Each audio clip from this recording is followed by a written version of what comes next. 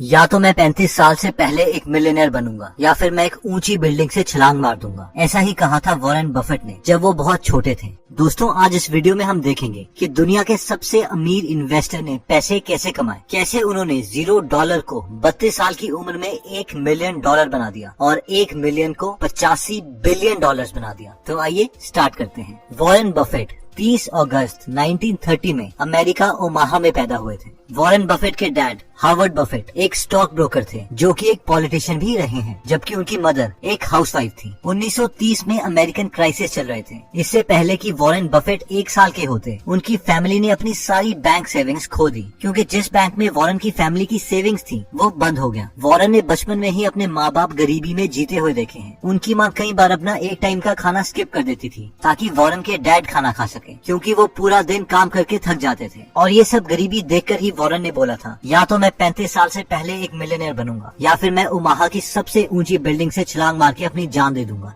बचपन से ही Warren maths और नंबर्स के साथ बहुत अच्छे थे। स्पेशली वो हर किसी चीज में पैटर्न ढूंढ लेते थे। फॉर एग्जाम्पल, वो बचपन में अपने घर के सामने सारी गाड़ियों के नंबर्स देखते और रात को उन्हें एक कागज में लिखते रहते और ये देखते कि कौन सी कार सबसे ज्यादा बार उनके घर के सामने से गुजरती है। एक बार वॉरेन ने देखा कि एक आदमी उनके घर के सामने लगी मशीन से कोल्ड ड्रिंक ले रहा है और उस मशीन में कोल्ड ड्रिंक्स के ढक्कन पड़े हैं। वॉरेन बफेट ने हफ्तों तक हर रोज वो सारे ढक्कन उठाए और देखा कि लोग सबसे ज्यादा कौन सी कोल्ड ड्रिंक पीते हैं। ढक्कनों को काउंट करने के बाद उन्हें पता चला कि लोग कोका कोला ज्यादा प्रेफर करते हैं। और बहुत सालों के बाद अपने इन्वेस्टिंग करियर में इसी नॉलेज की वजह से उन्होंने कोका कोला के काफी शेयर्स भी खरीद लिए थे। जब वॉरेन बफेट 10 साल के थे और बेंसन लाइब्रेरी में बुक्स पढ़ रहे थे तो उन्हें एक बुक दिखाई दी जिसका टाइटल था 1000 तरीके $1000 कमाने के। उस बुक में पैसे कमाने के काफी आइडियाज दिए थे, लेकिन उनमें से एक आइडिया वॉरेन को बहुत पसंद आ गया और वो आइडिया था कि आप वेइंग मशीन लगा के भी $1000 कमा सकते हैं। आइडिया ये था कि एक मशीन को लगा के उससे जितने पैसे आएंगे उससे दूसरी मशीन खरीद ली जाए और हर बार प्रॉफिट को खर्च करने के बजाय री इन्वेस्ट किया जाए। ये देखते ही वो 7 साल का बच्चा वॉरेन बफेट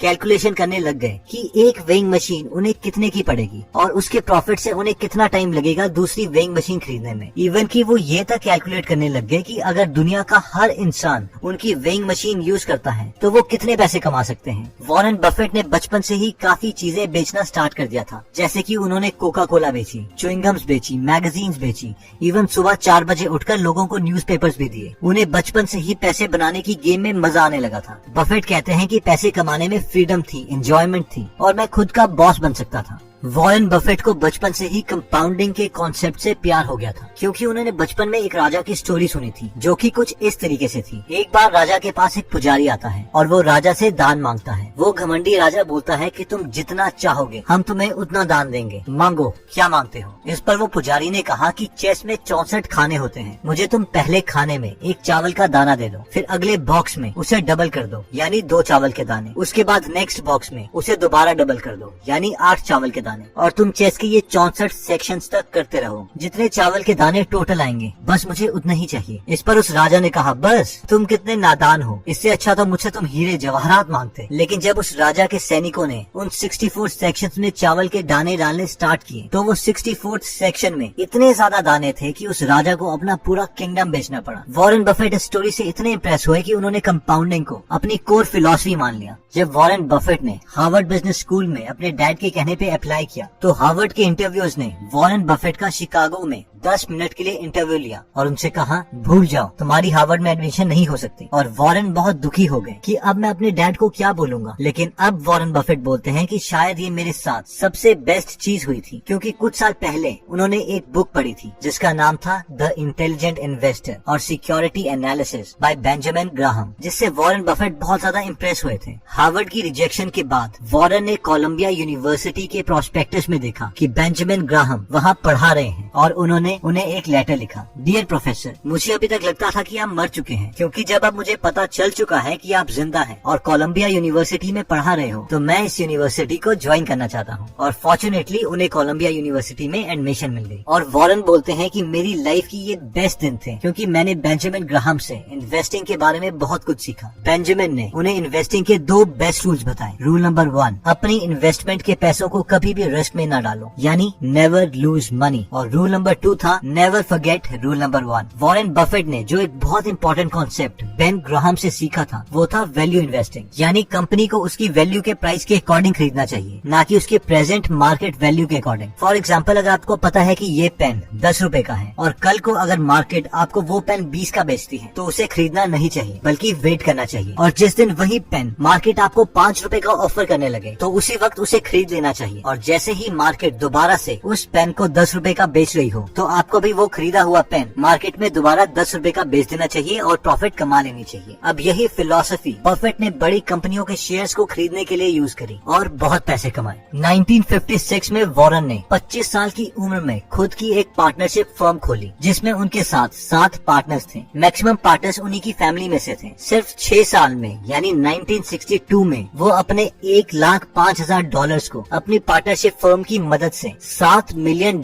में कन्वर्ट कर चुके थे, जिसमें से $1 मिलियन बफेट के थे। यानी सिर्फ 32 साल की उम्र में ही वो एक मिलियनर बन चुके थे। और फॉर्चुनेटली उन्हें एक ऊंची बिल्डिंग से कूदना नहीं पड़ा जैसे कि उन्होंने बचपन में प्रॉमिस किया था। मार्केट में शेयर्स का प्राइस बढ़ रहा था और सस्ते शेयर्स खरीदना मुश्किल हो रहा था, इसलिए बफेट ने कुछ सालों में अपनी पार्टनरशिप फर्म बंद कर दी। वॉरेन को पब्लिक स्पीकिंग से बहुत डर लगता था। वो कहते हैं कि उस वक्त अगर मैं स्टेज में चला जाऊं तो मुझे लगता था कि मैं वॉमिट कर दूंगा। फिर उन्होंने न्यूज़पेपर में डेल कार्नेगी का एक पब्लिक स्पीकिंग कोर्स देखा और उन्होंने वो कोर्स ज्वाइन कर लिया। वॉरेन बफेट के अकॉर्डिंग इससे उनको आगे की प्रोफेशनल लाइफ में एक बहुत बड़ा जंप मिला। वॉरेन बफेट कहते हैं कि इस कोर्स से उन्हें इतना कॉन्फिडेंस भी आ गया था कि उन्होंने उस वक्त अपनी गर्लफ्रेंड सुजैन को शादी के लिए प्रपोज कर दिया और उनसे शादी कर ली। इसके बाद बफेट की लाइफ में एंट्री हुई उनके एक क्लोज पार्टनर चार्ल्स मंगर की। चार्ल्स मंगर से मिलने से पहले वॉरेन की इन्वेस्टमेंट फिलॉसफी ये थी कि ऐसी कंपनी खरीदो जिसकी एक्चुअल वैल्यू तो ज्यादा हो लेकिन बैड मैनेजमेंट की वजह से वो अभी सस्ते में मिल रही हो, और जब बाद में उस कंपनी की वैल्यू बढ़ जाए उस वक्त उसके मार्केट शेयर्स बेच दो और प्रॉफिट कमा लो। लेकिन चार्ल्स मंगर से मिलने के बाद बफेट की ये इन्वेस्टमेंट स्ट्रेटेजी बन गई कि ऐसी कंपनीज खरीदो जो क्वालिटीज कंपनी हो और जिन्हें बाद में बेचने की जरूरत ही न पड़े, क्योंकि उस कंपनी की वैल्यू खुद ही कंपाउंड होके बाद में बढ़ जाएगी और हमें वो कंपनी प्रॉफिट कमा के देगी। और इसी फिलॉसफी की वजह से बफेट ने Coca Cola, American express, Gillette जैसी कंपनीज के शेयर खरीदे और बहुत प्रॉफिट कमाया। इससे कुछ साल पहले बफेट ने एक कंपनी के काफी शेयर्स खरीद लिए थे जिसका नाम था बर्कशायर हैथवे, जो कि एक टेक्सटाइल कंपनी थी। जब बफेट इस कंपनी के काफी शेयर्स खरीद चुके थे उस वक्त इस कंपनी का पूरा कंट्रोल बफेट के हाथ में आ गया और वो बर्कशायर हैथवे के चेयरमैन बन गए। बफेट ने बर्कशायर के यूजलेस एसेट्स बेचना स्टार्ट कर दिया और फाइनली टेक्सटाइल का काम बंद करके उसे एक इन्वेस्टिंग फर्म बना दिया जिससे उन्होंने बहुत ही पैसे कमाए। आज भी वॉरेन बफेट का मैक्सिमम पैसा बर्कशायर हैथवे में ही है। दोस्तों, वॉरेन बफेट ने एक सिंपल आइडिया लिया, कंपाउंडिंग, और उससे अपनी पूरी लाइफ फॉलो किया और आज 2019 में वॉरेन बफेट की नेट वर्थ $85 बिलियन के करीब है। और ये वही लड़का है जिसकी माँ को कम पैसों की वजह से अपने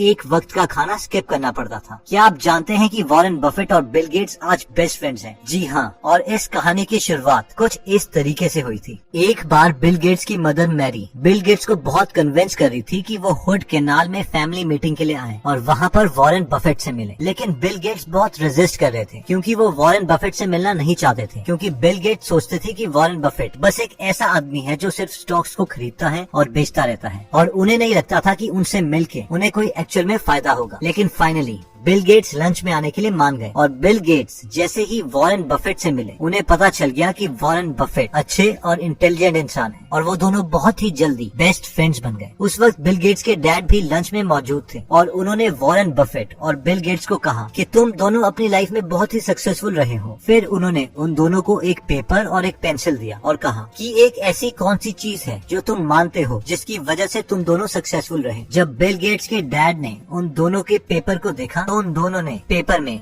एक ही शब्द लिखा था और वो था फोकस। आज भी बिल गेट्स और वॉरेन बफेट दोस्त हैं और वॉरेन बफेट ने साल 2018 में $3.4 बिलियन बिल और मेलिंडा गेट्स फाउंडेशन में डोनेट कर दिए। इतना ही नहीं, वॉरेन बफेट ने ये भी प्रॉमिस किया है कि वो मरने के बाद अपनी वेल्थ का 99% डोनेट कर देंगे और अपने बच्चों को अपनी वेल्थ का बहुत ही कम हिस्सा देंगे, क्योंकि वो जानते हैं कि बिना मेहनत के मिले पैसे से उनके बच्चों की लाइफ इंप्रूव नहीं होगी बल्कि वो बर्बाद ही होंगे। दोस्तों, वॉरेन बफेट आज भी बहुत ही सिंपल लाइफ जीते हैं। वो एक मिडिल क्लास घर में रहते हैं, मिडिल क्लास खाना खाते हैं और एक मिडिल क्लास गाड़ी चलाते हैं। बर्कशायर हैथवे में शुरू में उनके पास सिर्फ 25 एम्प्लॉइज थे। बेशक अब बर्कशायर में बहुत से एम्प्लॉइज हैं, लेकिन वो शुरू के 25 एम्प्लॉइज आज भी उन्हीं के साथ काम करते हैं। वॉरेन कहते हैं कि मैं अपने हर एक एम्प्लॉय और हर एक शेयर होल्डर को एक पार्टनर मानता हूँ, एक फैमिली मेंबर की तरह ट्रीट करता हूँ। वो हमेशा बोलते हैं कि मैं बहुत खुश हूँ क्योंकि मैं अपनी लाइफ में वो गेम खेल रहा हूँ जिससे मुझे प्यार है। मुझे पैसों से प्यार नहीं है, बस इन्वेस्टिंग की गेम से प्यार है। अगर मुझे पैसों से प्यार होता तो मैं महंगी गाड़ी खरीदता, लेकिन मैं ऐसा कुछ नहीं करता।